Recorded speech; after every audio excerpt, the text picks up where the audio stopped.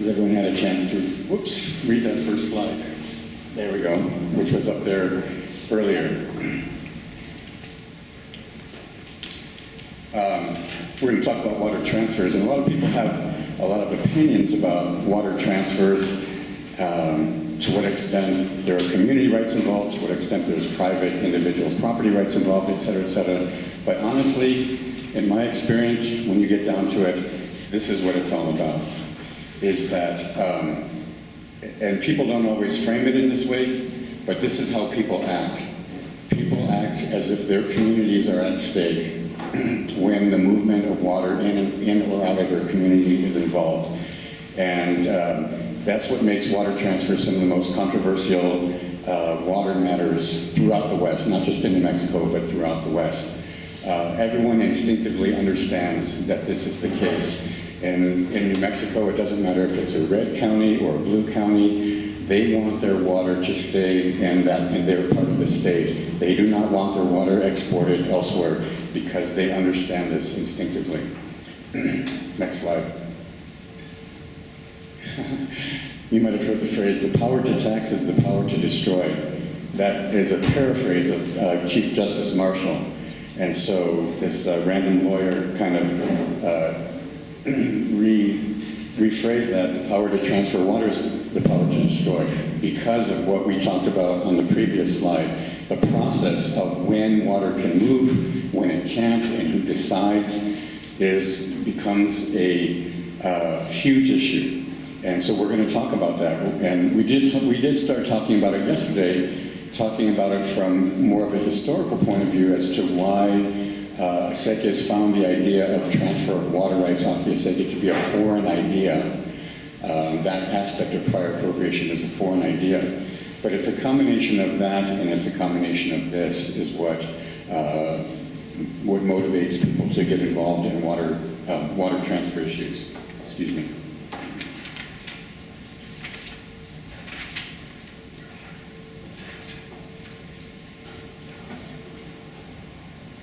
Next slide, please. So, all different kinds of water transactions have the ability to harm existing users. We talked about that yesterday, about how one of the foundations of New Mexico water law is no harm to existing water users.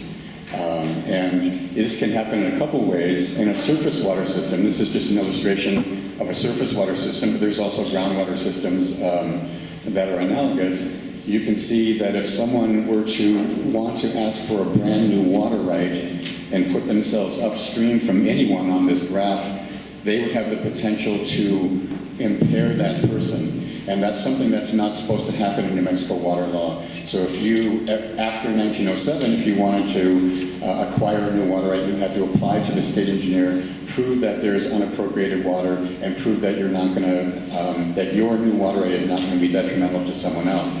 But that idea also applies to transfers.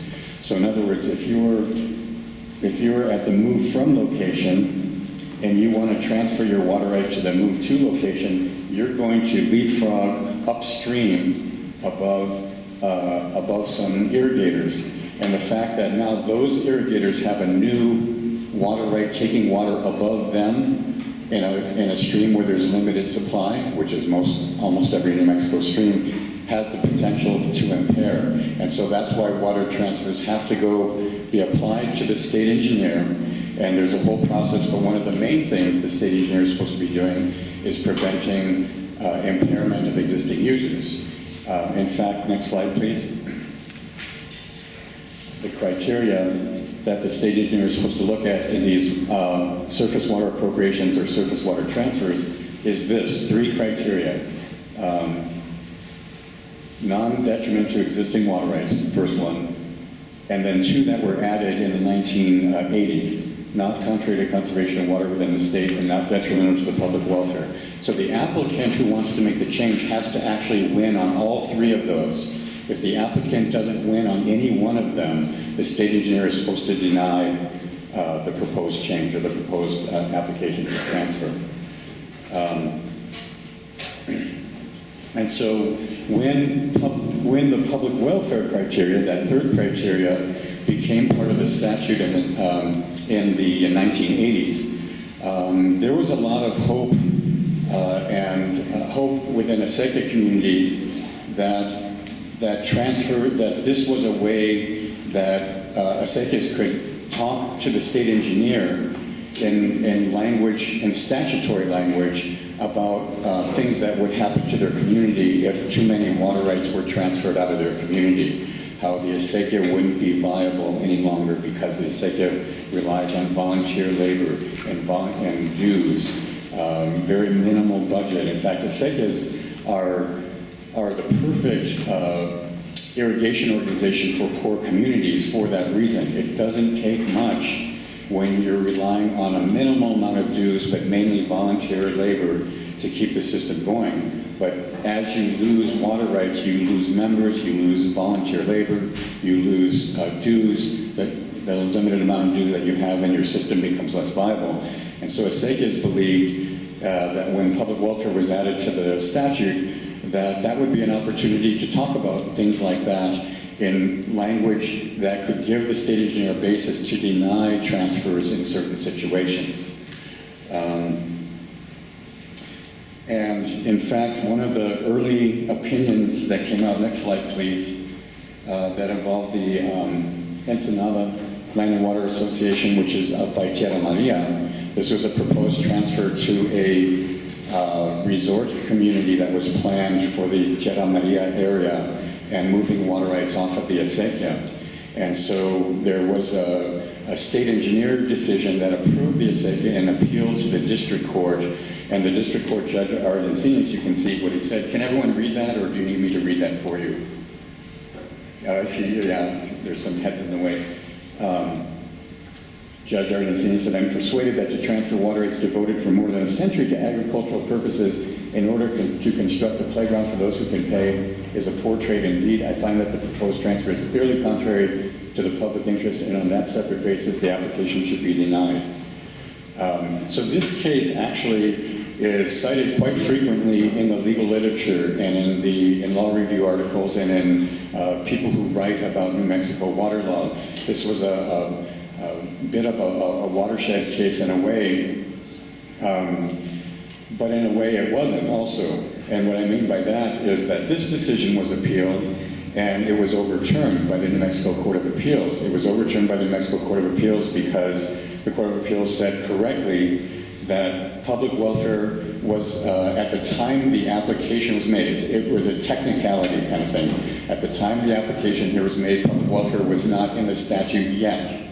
The Court of Appeals didn't say how they would rule if it was brought now, later, after public welfare was in the statute, but they basically said, Judge Encinas, you applied a public welfare standard when it wasn't in the statute yet, and so we're reversing your decision.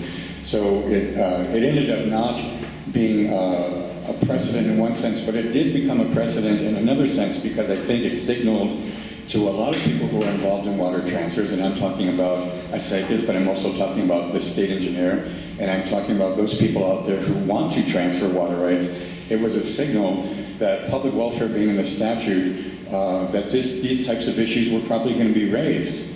And in my opinion, it did a very interesting thing. I feel like it kind of drove those people who want to transfer water rights to conduct themselves in kind of an underground manner. I don't mean underhanded, but underground. The only notice that people get about the transfers at that time was a publication in a newspaper. And they would sometimes look for the newspaper with the smallest circulation that met the statutory criteria. They didn't want what they were doing to be generally known. And so we've had over the decades lots of legislative attempts to improve the notice that people get about water applications and water transfers. Many times we're opposed by the state engineer when we're at the legislature lobbying for this, and the state engineer often says something to this effect: don't worry, we already evaluate detriment, conservation, and public welfare, as if to say, you the public don't really have to get involved. We're going to take care of it. If you get involved, we don't need it, kind of thing. But we have had some victories. We've had some defeats as well. We passed a bill 1 year that would have actually required mailed notice to some of the nearest water right owners and water entities, but that was vetoed by Governor Johnson at the time. And most recently, how many sessions ago was it, Enrique, we've got a bill passed and it did get signed that requires posting of the notices now on the website of the New Mexico State Engineer, so people don't have to buy the newspapers anymore in order to find out what's going on. If they have a computer, they can find it on the website. But that was one effect, I think, of the sleeper case, was to try to drive this process underground for people who want to transfer water rights, to try to hide what they were doing as much as possible and not generate opposition or notice.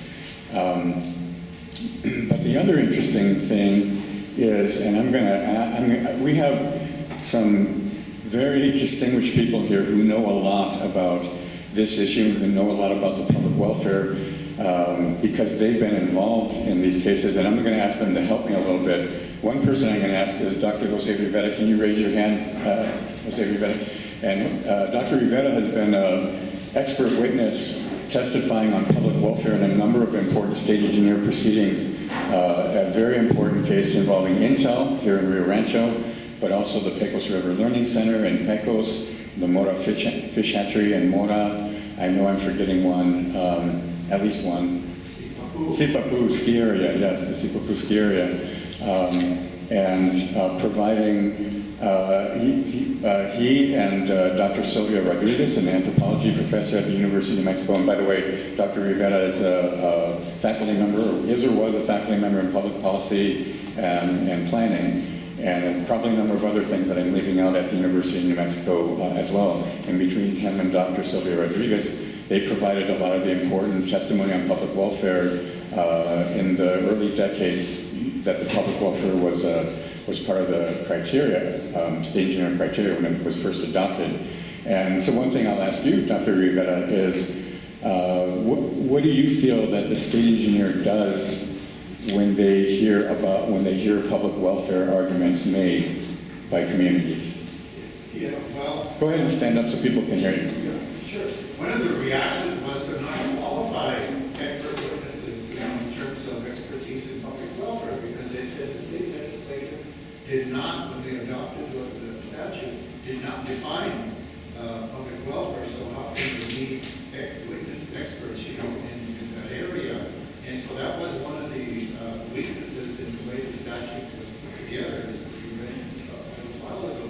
So it was left for a case-by-case basis, and we probably know when it's case-by-case, who wins? It's the office of state engineer, okay?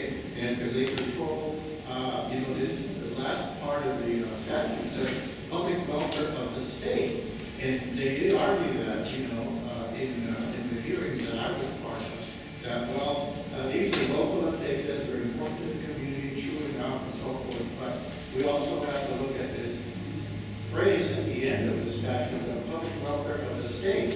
And so we have to look out for the public welfare, or the public interest, if you will, to use the state for the wording, of the whole state, and not just of one community. Well, at that time, the hope was, at least by the executives that I was working with, there was a hope that the regional water planning process that kind of started not too long after the public welfare statute, would help to define. So then, okay, well, if the local communities might be, too narrow, a unit, what about the region? And if it's important to the region, maybe that'll hold. So in some of the public welfare testimony, at least that I presented, I would use the regional water plans as an argument for, well, wait a minute, this is important to the regional economy, and let alone the culture of the region too, of course. That slide data that you had up there of uphill, upstream, versus the uses of water, versus downstream, that was really a good example of the Intel case. Intel Corporation and Rio Rancho upstream, for many other water users, is trying to purchase water rights at San Marciano, which is in south of Socorro.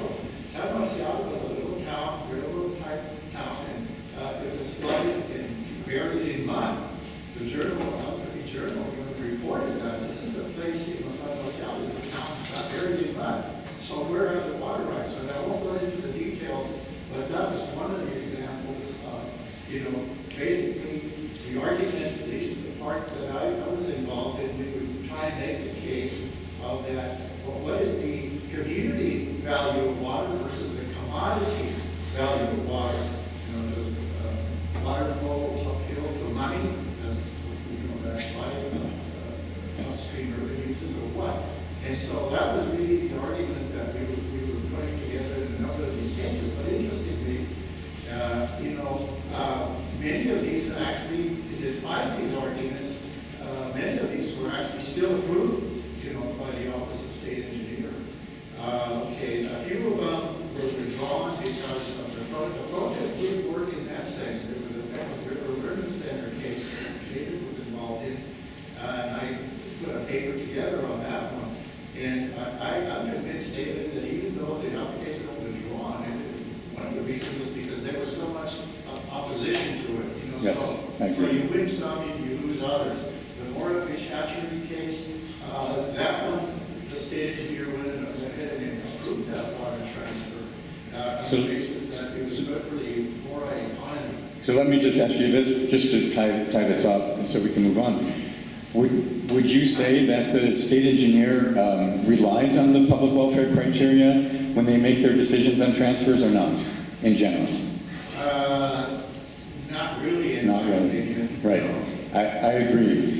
I agree. And so again, that's something, I'm not going to say that it was caused by sleeping, but I think that after the public welfare criteria was added to the statute, I think what we all noticed was that the state engineer wasn't applying it.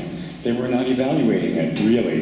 They were not really evaluating it. And when they ruled in your favor, they usually ruled in your favor on a different basis. They ruled in your favor on impairment grounds rather than public welfare grounds, no matter what kind of public welfare case you put on.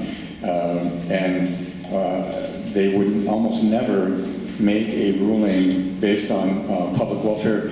And they would say in public meetings that I attended in the 90s, we're engineers, we're hydrologists, we're not sociologists. How are we supposed to be equipped as an agency to do it? Well, the statute requires them to do it. So they were statutorily required to figure out a way, and they never, in my opinion, have done that. Knowing that, sensing early on that the state engineer was trying to get off the hook and was trying to either pass the buck or somehow pass the buck when it came to public welfare, we tried some strategies that kind of gave them an out, gave them a way to do that. In one case, they said they made a ruling. This was in the El Prado Water and Sanitation District case in 1992. A state engineer decision said this about the public welfare: whether a given area is to be preserved for traditional uses such as agriculture or converted to new uses such as subdivision and commercial enterprises is more appropriately decided by local governmental entities charged with land zoning development activities. So they're trying to pass the buck and say local zoning authorities is where this decision should be made. So you know what we did? We went to the, next slide please, we went to the local zoning authorities. So the top half is the quote that I just read you. We went to the local authorities in Guadalupe County and San Miguel County, and they passed a resolution saying we have statutory, we use the exact language that the state engineer used. We have statutory authority over local zoning and land development matters, and we believe that transfer of water rights from Acequias to residential subdivision and commercial uses will generally not promote the public welfare.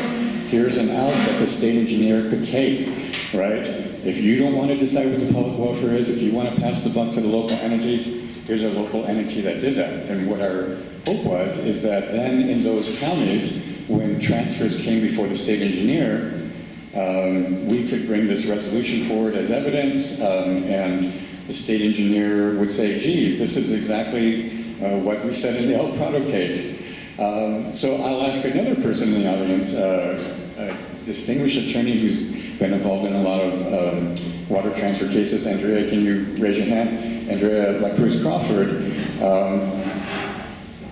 had the opportunity recently to make this type of argument because there was a San Miguel County, Guadalupe County transfer that you were representing the Acequias and opposing. And my question to you is, this was 1992, here we are 2021. do you think that this strategy is an effective strategy to get the state engineer to rule our way on these cases? Unfortunately, I don't. I agree, but why not? Why not? And speak as loud as you can. Just to do a couple clarifications. This is the only water transfer case specifically I've been on, so I want to be clear on that. I've dealt with, so I don't have a ton of experience with water transfer cases, but I also want to mention that this transfer was actually completely in San Miguel County, and San Miguel had adopted an ordinance. I believe it was identical to the one that was in Guadalupe County, and in fact, it may have been based on that ordinance. So we did make public welfare arguments. We made a really strong argument to the state engineers hearing unit that they should take advantage of this statutory authority that they have on public welfare issues to actually do something meaningful for these things. And I think, again, they didn't reject it. They kind of just based things on impairment again. They went back to the impairment analysis. And we did get, I'll mention this because I think it's important, but in that case, there was a permit condition that was added in to the application, to the actual permit that was issued that required the applicant to share in rotation with our acequias, because this is the Anton Chico area acequias where there had been a court-ordered shortage sharing agreement. So I want to mention that the shortage sharing agreement was strongly recognized by the hearing unit. So just something to put a little plant a seed as far as that. But we ended up appealing the decision because they unilaterally changed it after they gave us a good ruling, and we are on appeal right now, and we're currently trying to negotiate out some sort of settlement. Thank you. Yeah. So best of luck to you on that. And lastly, Mary and Connie, do you want to say anything about public welfare? I don't mean to put you on the spot, and if you don't care to, that's fine, about the state engineer's treatment of public welfare. It's a joke. It's a joke, okay. But there are ways to get at it, and I think the way to do it is going through your own ordinances and stuff. That's definitely the way to do it. But so far, I haven't seen the state engineer take it seriously in any application for city we've been involved. Mary and Connie are water attorneys in Taos and have been involved in numerous water transfer cases representing protestants. And I won't say much because I don't have much good to say about that OSC. And my experience in general is that the bigger the water user, the more water they're going to get. And the smaller the water user, the more harshly they're going to get treated. It's ridiculous. Thank you. So that has been our experience, is that the public welfare has not been utilized in the way that it was intended to be utilized by the state engineer. They're basically ignoring it most of the time and basing their decisions on other criteria. Other things that alarmed us during the same time period had to do with some water rights that were being proposed to be transferred from northern New Mexico to central New Mexico, or more technically correctly, from the upper Rio Grande Basin to the middle Rio Grande Basin. And why is that of concern to acequias? Well, it's a concern to the acequias that are in the upper Rio Grande Basin because for decades and decades, the state engineer had been saying publicly, different state engineers, that there was a point called the Ottawee Gauge. The Ottawee Gauge is where Ottawee Bridge is, and Ottawee Bridge is the bridge that you cross when you drive from Milwaukee up to Los Alamos, where you cross the Rio Grande. And that's a major indexing point that on the Rio Grande Compact that determines who has to deliver how much water to who between Colorado, New Mexico, and Texas. And for years we have been told that because it's an indexing point, we the state engineer are not going to allow water rights to be transferred from above Ottawee Gauge to the middle Rio Grande Valley. And the middle Rio Grande Valley, of course, has Santa Fe, Rio Rancho, and Albuquerque, and other very thirsty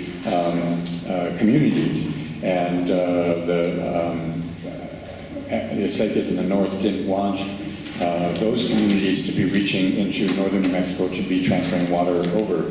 Well, there was a proposal in the late 1980s, the top of the world transfer, that looked like it was going to violate that. That looked like it was going to transfer from northern Taos County, in Sunshine Valley, north and west of Cuesta,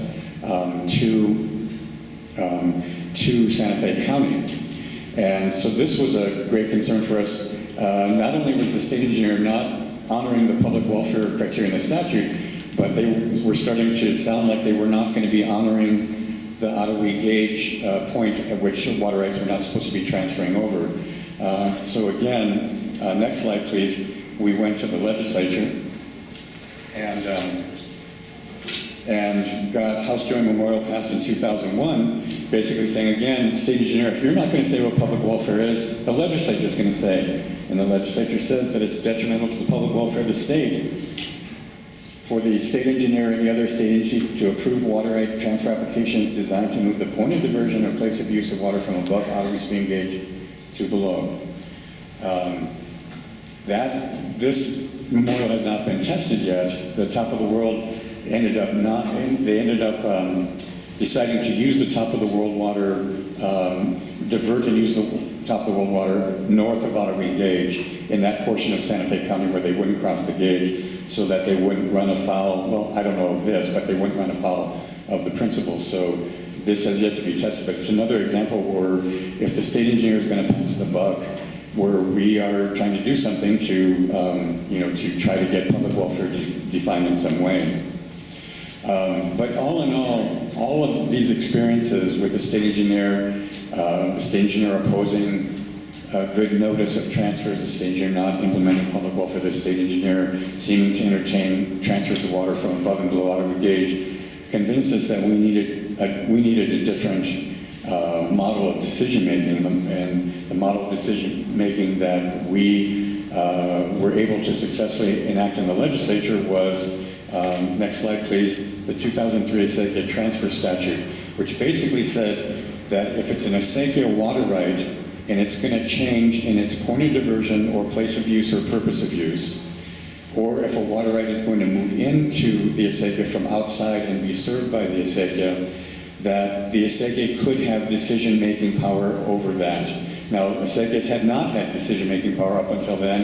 It had always been only the state engineer, and the only thing Acequias could do was to file protests and litigate before the state engineer. So this changed it so that Acequias could make that decision. They did have to put it in their bylaws. So if an Acequia put it in their bylaws, they had this decision-making power. If they didn't put it in their bylaws, then for that Acequia, the transfers would proceed with the state engineer initially. And the way the statute is written is that the state engineer has to honor the decision of the Acequia. It goes to the Acequia first, and if the Acequia denies the transfer, then the applicant can't go to the state engineer and say, hey, can I get a second opinion? It stops right there. The applicant can appeal the Acequia's decision to the court, but can't try to start a new application with the state engineer. The state engineer has to honor it. If the Acequia approves the transfer, then the applicant has to go to the state engineer for the state engineer's process. So the applicant now has two approvals to get, one from the Acequia, and if they give that, then one from the state engineer, is how that works.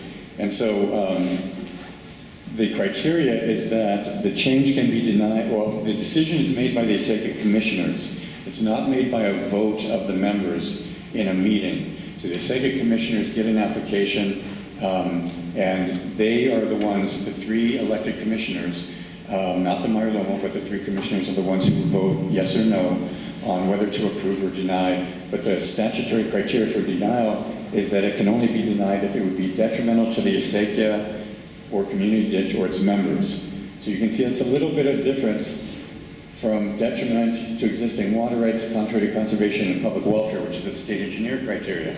In the Acequia one, it doesn't say detriment to water rights. It doesn't say that it has to only be detrimental to water rights. It's detrimental to the Acequia or its members. So it's somewhat broader than the idea of detriment to water rights only.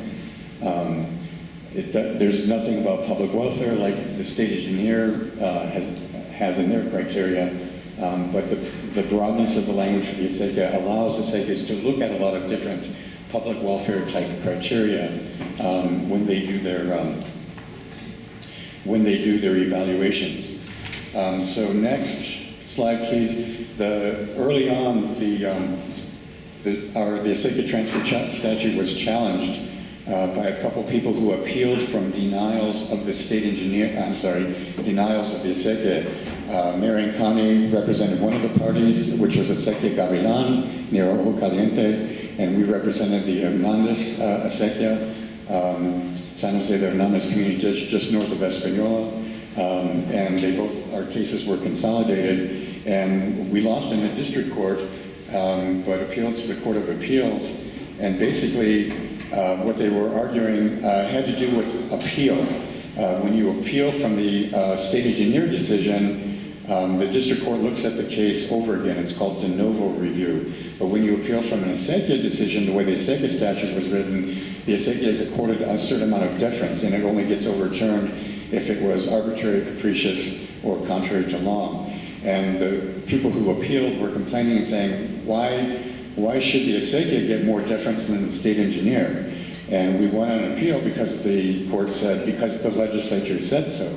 The legislature has a certain standard review for the state engineer and a more deferential standard of review for Acequia, and that's fine. In fact, they said the deferential standard to be applied in Acequia decisions helps assure that Acequia commissioners who have greater familiarity than a district court with the unique needs of the Acequia retain the power to decide whether the changes will harm the Acequia. So we like that decision very much.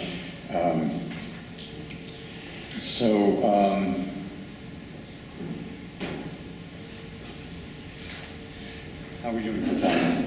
25. 25. Okay, let me do the math. Including questions. Including questions. 5 for me. All right. 5 for me, 10 for Enrique, and 10 for questions. There we go.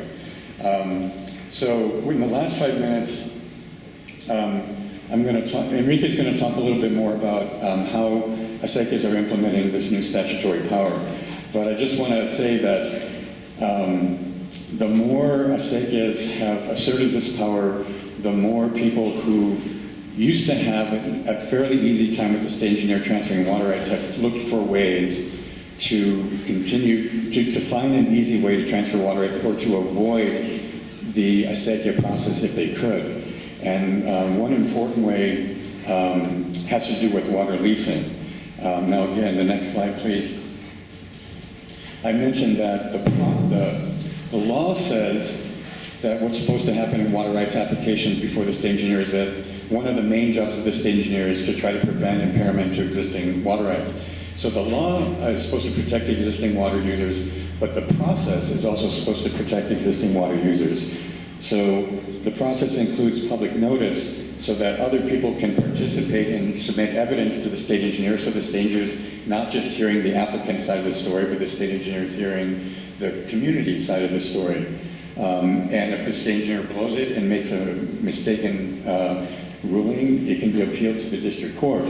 And the key provision is the underlying one there, is that while this all is taking place, the change can't be allowed by the state engineer until all the appeals and everything have run their course and the applicant actually gets a permit and is then allowed to make the change. So that while the decision is pending and the appeals are pending, if there is harm that would have been caused by the change, that harm isn't taking place while the appeal is pending, but only if it's proven that there would be no harm would the change allowed to take place.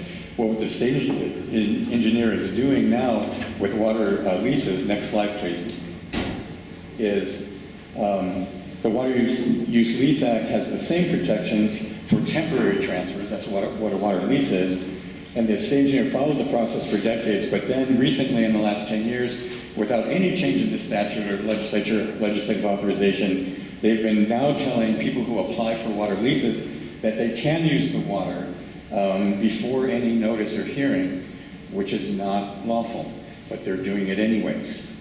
And so, next slide, please. So that's just a schematic.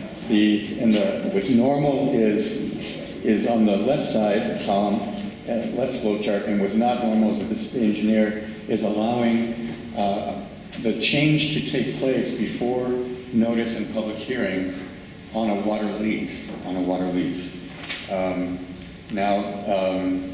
Next slide.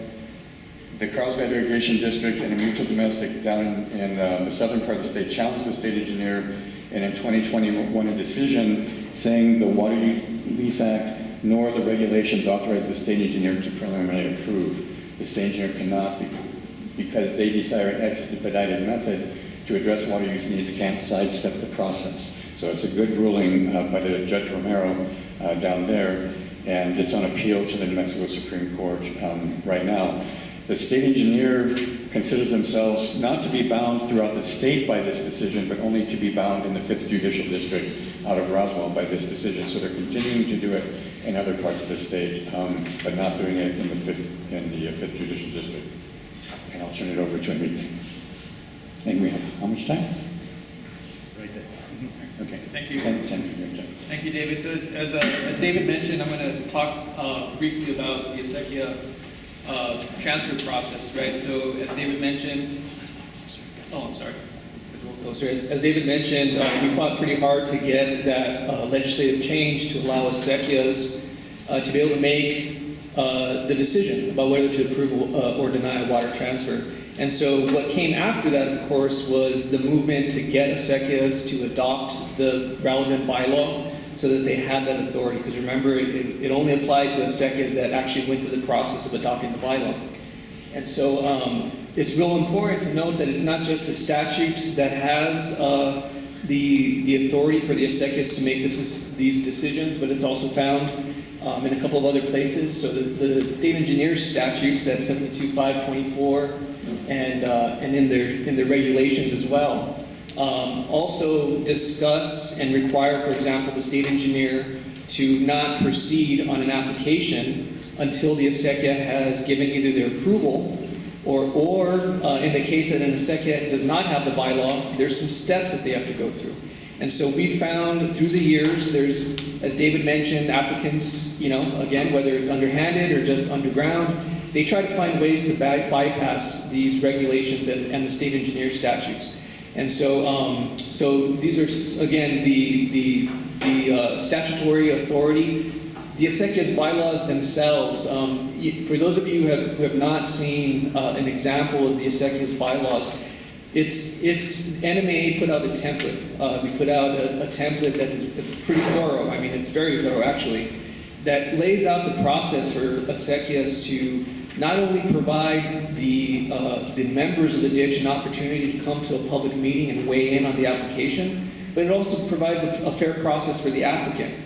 And so this is, not meant to be some sort of, in the dark kind of process. It's meant to be open and transparent. It gives the members public notice, and it also gives the applicant notice that they need to present their case to the Acequia. So in essence, the Acequia is acting like a regulatory agency, where they have to go through their process, provide due process to their members and to the applicant. And so we'll talk a little bit about what that looks like. So this is the state engineer's statutes, right? There's the Acequia statutes that David talked about. When that was passed, the state engineer had to amend their statutes to now complement the Acequia statutes and make sure that the state engineer didn't proceed on an application. So what does 72.524 do? Number one, it prohibits the OSC from acting on an application if the applicant hasn't complied with the Acequia process. Very clear. Second thing it does is require documentary evidence, right? Not just the Acequia said they approved the application. There's got to be some documentary evidence showing compliance, and that's provided by the commissioners of the Acequia. The third one, which is also interesting, right? Again, we mentioned this before, that if they don't have the bylaw, it's not as simple as saying the Acequia doesn't have the bylaw, state engineer, go ahead and proceed. There's a requirement, a statutory requirement, that they have to get an affidavit from the commissioners stating the fact that the Acequia doesn't have the bylaw. And this, again, has been an area where applicants have done some very creative things when it comes to what an affidavit looks like, whether it should be done by one commissioner. If an acequia refuses to give the affidavit, they will provide an affidavit themselves. The applicant will say, the acequia refused to provide an affidavit. That's not allowed by the statute, but they do it anyways. Another thing it does is provide a 120-day deadline. This is important, right? Because what the state engineer and what the legislature is recognizing is that the acequia, if they have the bylaw, they've got to keep things moving. They can't keep an applicant waiting forever. So there's a 120-day deadline, and if the acequia fails to make a decision, it's deemed approved. And so that one in particular is part of the acequia's bylaws that NMAA has in their template, right? In other words, the bylaw will say, for example, and we'll go through it in a minute, 90 days to call a meeting after the acequia has received an application, and then another 30 days to issue a written decision, right? Again, the documentary evidence that's required. So it's meant to be a thorough process taking into account these different deadlines that are, the one deadline that's associated with the statute. And then finally, requires the applicant's request to be in writing and delivered by certified mail. So again, an applicant can't just go to the acequia and say, I want to transfer water rights. They've got to make the request in writing. The acequia template, again, the NMA template has an application form, one-page form. It's required that the applicant fill out that form and deliver it by certified mail. The reason certified mail is important is, again, because of that deadline. You've got to have some paper trail, right? Some day to work forward from. These are the regulations that I mentioned earlier. Again, they mirror the statute. This is in the state engineer's regulations. Again, what you've got, the additional application requirements, that's language from the regulation, right? It says, when you're talking about an acequia water right, here are some additional requirements, right? Making it very clear to applicants that an acequia water right is different from any other water right. It's a very special thing. And the state engineer is required to follow his regulations, which, again, sometimes the applicants, I don't know if they convince the district offices that, this is in compliance, or whether they're kind of sloppy sometimes at the district office and they don't read the regulations or understand them. But again, this is taken from the regulations and it mirrors the statutes. A copy of the written requests on the acequia's application form, we would say, evidence delivered by certified mail. And then again, one of the following things: documentary evidence compliance with the bylaw, we mentioned that's statutory, an affidavit from commissioners, if there's no bylaw, and an affidavit of the applicant, but that's related to a failure of the acequia to make a decision, not an affidavit from the applicant saying that the acequia doesn't have bylaws, okay? So it's an affidavit from the applicant in the case that they failed to make a decision within 120 days. And that's happened before, the acequia fails to make a decision, applicant does the affidavit and says, here's my certified mail, my application that I sent to the acequia, failed to make a decision, here's my affidavit from the applicant saying, I complied with that requirement. Now, this is going to be coming up soon. We have a case in Anton where the applicant, I won't get into the details of the case, but there's going to be a protest deadline coming up this coming week. But the state engineer in that case refused to reject, well, they actually did the right thing. They rejected the application, but the applicant was arguing that they shouldn't have rejected the application, but it clearly states in the regulations that failure to meet the requirements of 72.524.1. Again, that is the state engineer statute that deals with acequias. There's no other discussion of other kinds of statutes. It says specifically failure to comply with the requirements of 72.524.1. The applicant shall be rejected, and the state engineer shall decline to publish notice. In this case that we're working on right now, the state engineer did the right thing, told the applicant we will not proceed with notice of publication. There was an aggrieved decision. It was an aggrieved decision, so the applicant went to the hearings unit, and the hearings unit actually ruled in favor of the applicant and ordered the district office to publish notice, to give notice of publication to the applicant. So this is the Storm Ditch case. We actually have some folks from Storm Ditch here today. But this dissent, so in Storm Ditch, I won't get into the details of the case, But so in essence, what the majority was saying, and we'll talk about this a little bit, is that they went ahead and allowed, they said that it was really about notice to the Acequia. But the dissent said, majority, you got it wrong. The state engineer should not have even accepted that application to begin with, okay? They failed to comply with the statutory and regulatory requirements. Now, it's important to note that at the time, they actually didn't have the regulation that I talked about. So there was no regulation, there was just the statute. And the majority actually made reference and said, you know what, if they had the regulation at the time that this case was decided, you know, maybe things would have turned out differently. And so we're in 2021, and so I think it's relevant to that Antonchico case that is coming up, that we have the regulation now. So why the hearings unit, the hearings officer did not rule in favor of or agree with the Water Rights Division on Antonchico case is sort of beyond me, because we have the regulation now. So real quickly, I'm just going to go through this really fast. Again, this is the Acequia Commission decision-making process. Again, we have template bylaws that lay all of this out, but this is a flow chart just to give an idea that, again, when an Acequia goes through, when they get an application, they have bylaws to go to look at and to follow. And it's a very thorough process. 90 days to call a commission meeting.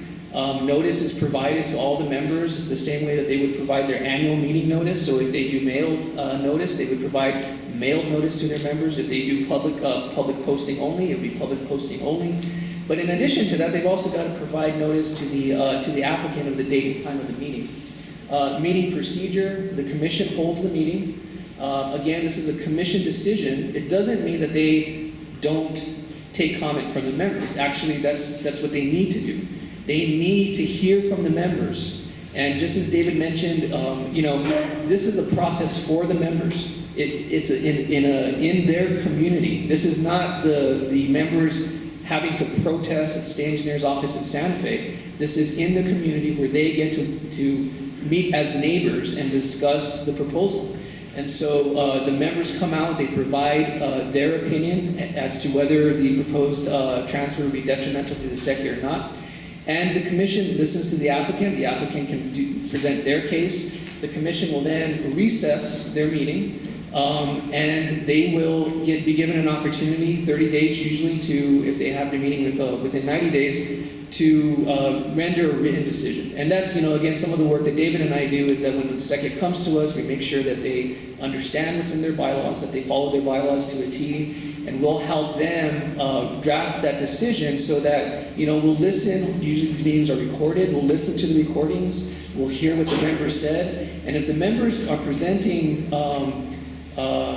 you know, their testimony on detriment, that makes its way into the decision, so that these decisions, if they are appealed, they'll be upheld on appeal. And then, okay, so we are out of time, and well, that's it. So just one last thing, we have again the written decision, and then there's an appeal deadline, right? 30-day appeal deadline for the statute, and that is it. And there's a beautiful picture of a garden and house. So we have about 7 minutes or so for questions. I think the last thing that I'll say is we've kind of come full circle. We've come from a place where we were begging the state engineer to use public welfare criteria to protect things of value in the state, such as acequias and such as other values, other types of public welfare values, and they weren't doing it. Now that the acequias have this power, guess which written decisions out there are the ones that really delve into, in a very thoughtful way, public welfare issues. The decisions that are acequias are writing themselves, not the state engineer's decisions. It's the Acequia decisions that are really discussing the public welfare aspects of the transfers that are facing them. So we'll open it up to questions. We have about 5 minutes. Yes? Is there a mailing list, like through the Mexico Legal Aid or the Acequia Association, where we can follow decisions like the Carlsbad or the Supreme Court case, so we can keep updated on this kind of stuff? It's a really good question, and I think we have some, right now we don't, but we have plans in mind to update our website and to have a page that's devoted to some of these really important cases and kind of tracking that progress. Now, with that being said, NMAA, we put out a newsletter. You're welcome to become a member of NMAA, get the newsletter, and a lot of times either the newsletter or our e-blast will give relevant updates on some of these cases. We'll also talk about potential legislative fixes and getting folks geared up for the legislative session. I'll let you call on it. Gentlemen. Question, who puts the state engineer into office? And how can we get him out and put it? Did everyone hear that question? Who puts the state engineer into office and how can we get him out? The state engineer is a governor appointee, considered a cabinet level governor appointee, and so that's how. Nobody wants the job. So we have De Antonio again serving his term. Mr. Torres. I've always been a little confused by the whole concept of water transfer.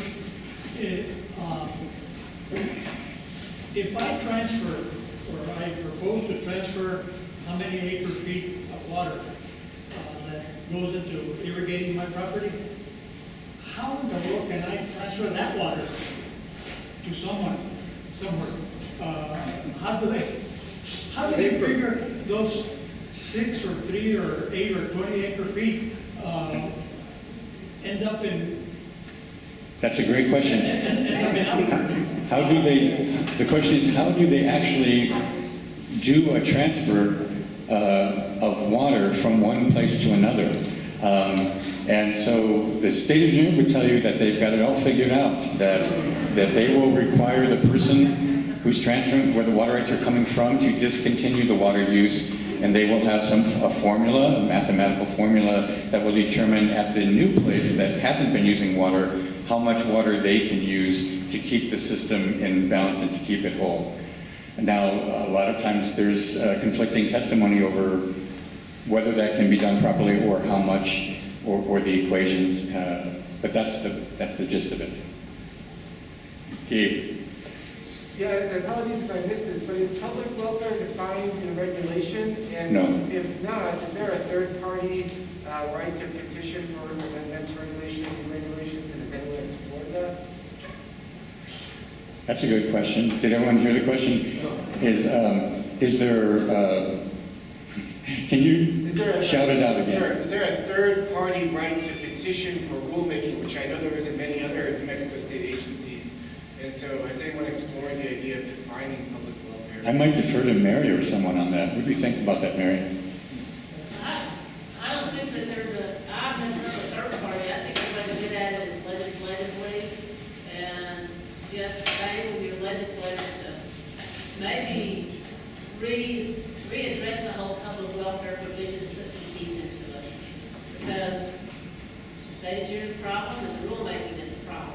Yeah, that's true. If you leave it up to the state engineer to make the rule, our experience is we're not going to be happy with the rule that comes out of that. I think you have to go to your legislative, I think it's going to have to come from the legislative back to put some teeth into it eventually. Thank you. Mara. Have you seen climate change effects like enduring drought and other, why are you laughing? And other unpredictable issues play a role yet at all in determining water transfers? I thought you were going to ask something else. Certainly climate change has affected the amount of water that Acequias have had over the last 10 years or so. It's been a real challenge for those communities. But your question was, is climate change affecting Acequia transfer decisions or state engineer transfer decisions? Has it shown up as a factor? That's a good question. I mean, the transfer decisions that I've worked on in the last couple of years, I mean, I don't think when members have come out, they haven't specifically said climate change, but they're still talking about drought, they're still talking about times of shortage, how losing those water rights would affect them, especially in times of shortage. So I don't recall that it's labeled climate change. But certainly members are concerned about that, and that makes its way into written decisions. One more question, Bonifacio. Yes, this is to Enrique. Enrique, Paul brought up the issue yesterday about the sharing concept has been going up north of water. And I've read some of the, most of the statutes of the association, et cetera. And I guess what I'm asking is, has the association considered being able to come up with some recognition of that type of operation and some governance as to how those groups should operate, so that those groups that do such things as departamentos, et cetera, can have an anchor point in regards to this is why we're doing this, like to the level of either the Acequia Association or to the water statutes, one to the other. But there's nothing in writing right now as to what provides the guidance or direction for governance to such an organization or operation. Yeah, well, if I understand your question, Bonifacio, I mean, I think, well, there's a few things to say about it. One is that, again, and this was brought up yesterday, is that the repartimiento system, there are statutes that give authority to Acequias to go ahead and do the repartimiento, and it's recognized in statute. So the Acequias have the ability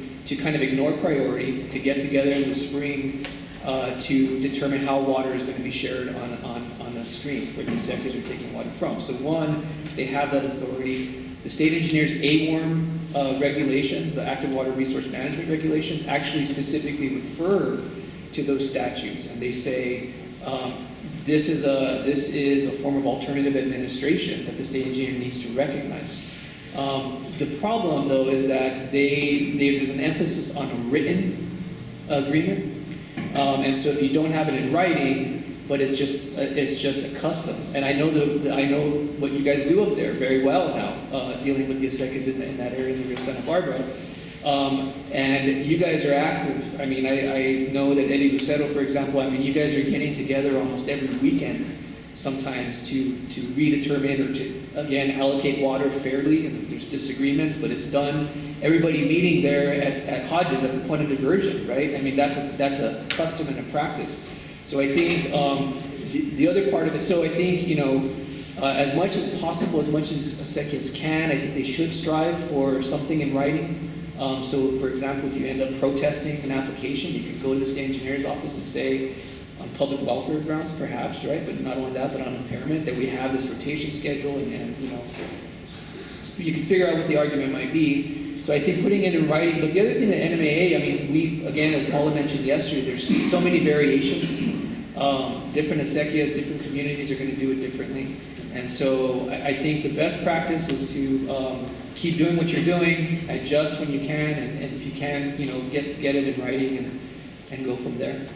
I don't know if that answers. It's time for everyone's break. If you have, so I don't want to cut into your break. If you have questions, come up and ask us. Break time.